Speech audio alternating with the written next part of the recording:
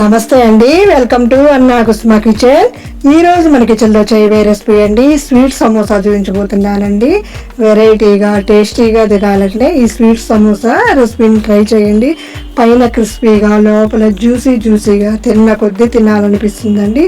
చేయడం కూడా చాలా ఈజీ అండి. అంతకు మించి మరెంతో రుచిగా ఉండే ఈ స్వీట్ సమోసా ఎలా చేయాలి, ఏమేమి కావాలో చూడండి. వీడియో స్కిప్ చేయకుండా పూర్తిగా చూడండి. నేను 2 కప్పుల గోధుమ పిండి తీసుకున్నానండి జల్లించుకొని. మీరు కావాలంటే మైదా పిండిని కూడా వాడుకోండి. ఒక మిక్సింగ్ బౌల్లో వేసేసుకోవాలి.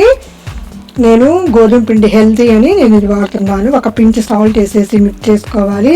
నేను దీనిలో కాచిన నూనెని వేసుకున్నానండి. మీరు కావాలంటే నెయ్యిని కానీ డాల్డాని కానీ వేసుకోవచ్చండి. ఆయిల్ అంతా కూడా ఇలాగ పిండికి పట్టేటట్లుగా స్పూన్తో మిక్స్ చేసుకోండి.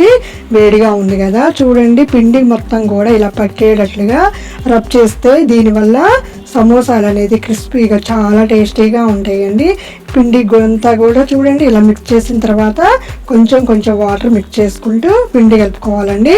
ఇలాగా ఆయిల్ అనేది సరిపోయిందో సరిపోలేదు, ఒక ఉండలాగా వచ్చి చూసారా, అలా వస్తే చాలండి. మీకు సరిపోతే ఆయిల్ ఇంకొంచెం వేడి పెట్టుకొని అయినా వేసుకోవచ్చు అండి. పిండి చూడండి ఇలా కలిపేసుకొని ఒక 10 నిమిషాలు పక్కన పెట్టేసుకుందామండి. చపాతీ పిండి కంటే కూడా చపాతీ పిండి ఎలా కలుపుకుంటారో అలా కలుపుకొని పక్కన పెట్టేసుకుందామండి. మూత పెట్టుకుంటే ఆరిపోకుండా ఉంటుంది. పచ్చి కొబ్బరి తీసుకున్నానండి, ఒక చెప్ప.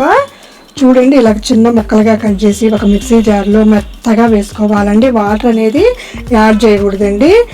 చూడండి ఇలాగే వేసింది. ఇలా చూపించిన విధంగా మీరు చేసుకుంటే సరిపోతుందండి. ఈ ప్రాసెస్లో చేశారంటే స్వీట్ సమోసా 10 రోజుల వరకు ఫ్రెష్గా ఉంటుందండి. నేను మెజర్మెంట్ చేస్తే కొబ్బరి అనేది 2 కప్పులు అయిందండి. ఒక 3/4 కప్పు బెల్లం తీసుకోవాలండి. స్టవ్ వెలిగించి బాండీ పెట్టేసి ఒక 2 స్పూన్స్ నెయ్యి వేసేసి లో ఫ్లేమ్లో ఈ పచ్చి కొబ్బరి వేసేసి ఆయిల్ కాదండి నేతితోనే ఫ్రై చేసుకోవాలండి. ఇలా అంతా ఫ్రై అయిన తర్వాత 3/4 కప్పు బెల్లం తీసుకున్నానండి. మీరు కావాలంటే పంచదార తీసుకున్నట్టు అదే కొలతతో పంచదార తీసుకోండి. ఇదంతా కూడా బాగా మిక్స్ అయ్యేటట్లు లో ఫ్లేమ్లో మాత్రమే కలుపుకోవాలండి. ఇదంతా బెల్లం అంతా కరిగి కొబ్బరిలో కలిసిపోయి ఒక ముద్దలాగా ఫామ్ అవుతుందండి. చాలా త్వరగా అయిపోతుందండి. దీనిలోనే ఒక స్పూన్ ఇలాచి వేసుకొని చూడండి ఎంత దగ్గర పడిందో. ఇలా వస్తే చాలండి. స్టఫింగ్ రెడీ అయిపోయినట్టే. ఇది కూడా పక్కన పెట్టేసుకుందాము. ఇలా ఉంటే చాలండి. ఇప్పుడు పిండిని చిన్న ముద్దలుగా తీసేసుకొని రోల్ చేసుకోవాలండి. చపాతీ పీట మీద పొడిపిండి చల్లుకొని రోల్ చేసుకోవాలండి. పీటకి కర్రకి అంటుకోకుండా చూపించిన విధంగా పల్చగా చేసుకోండి. మరీ పల్చగా వద్దండి. మరీ పల్చగా చేసుకున్నారంటే స్టఫింగ్ అనేది లీక్ అయ్యి ఆయిల్లో స్ప్రెడ్ అయ్యి ఆయిల్ పాడైపోతుందండి. చూపించిన విధంగా ఒకవైపు మాత్రమే చేయండి.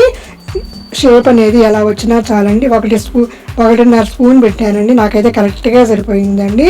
ఇలా పెట్టేసేసి పల్చగా స్ప్రెడ్ చేసేసి లోపల స్టఫింగ్ అనేది చూడండి ఎలా స్ప్రెడ్ చేస్తున్నానో ఇలా స్ప్రెడ్ చేసేసి సమోసా షేప్లో ఇలా మార్క్లా చేసుకోవాలండి.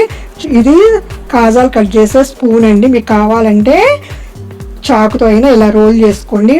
స్టఫింగ్ పెట్టిన ఒక 1/2 ఇంచ్ ఆపేసేసి మార్క్ వేసుకొని కట్ చేసుకోండి. స్టఫింగ్ అనేది అంచుల మధ్యలో పడిందంటే కనుక లీక్ అవుతుందండి.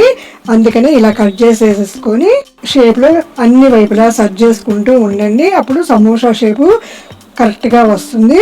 మీకు కావాలంటే పిండి అనేది ఈ పిండి కూడా వేస్ట్ అవ్వకుండా ముద్దలాగా చేసేసుకోండి. చూడండి ఇలాగ వస్తే చాలండి. చక్కగా అంచుల మీద పడకుండా ఉండాలండి స్టఫింగ్ అనేది. ఇప్పుడు దీని మీద ఫ్రెష్ చేసేసి అంచుల మీద ఒక ఫోర్క్తో ఇలాగ డిజైన్ ఇవ్వండి. చక్కగా ఉంటుంది, నీట్గా ఉంటుందండి చూడటానికి. ఇలా వేసింది అన్నీ ప్రిపేర్ చేసేసుకొని పెట్టుకొని ఎంత నీట్గా ఉందో చూడండి. ఇలా ఉంటే చాలండి. ఇప్పుడు స్టవ్ వెలిగించి బాండీ పెట్టి ఈ లోపు నేను ఆయిల్ వేడి చేశానండి.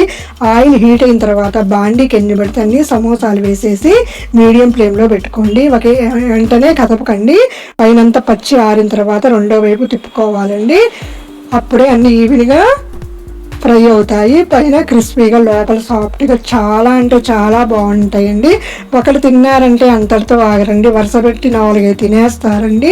చూడండి ఇలా డిష్ అవుట్ చేసేసి చల్లారిన తర్వాత ఎయిర్ టైట్ కంటైనర్లో ఉంచారంటే వారం రోజుల వరకు కూడా ఫ్రెష్గా ఉంటాయండి. పిల్లల నుంచి పెద్దల వరకు నేను ఇష్టపడతారండి. ఈ ప్రాసెస్లో చేశారంటే కొబ్బరి మిగిలిన ప్రతిసారి కూడా ఇలా స్వీట్ సమోసా చేయమంటారండి. మీ ఇంట్లో అంత టేస్టీగా ఉంటాయండి. లోపల జ్యూసీగా పైన క్రిస్పీగా చాలా అంటే చాలా బాగుంటాయండి. చూడండి, ఒకటి తుంపి చూపించాను ఎంత టేస్టీగా ఉన్నాయో. ఈ వీడియో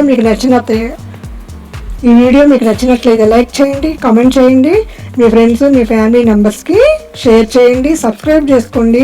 మరెన్నో వీడియోల కోసం పక్కనున్న బెల్ బటన్ ప్రెస్ చేయండి. Thank you for watching.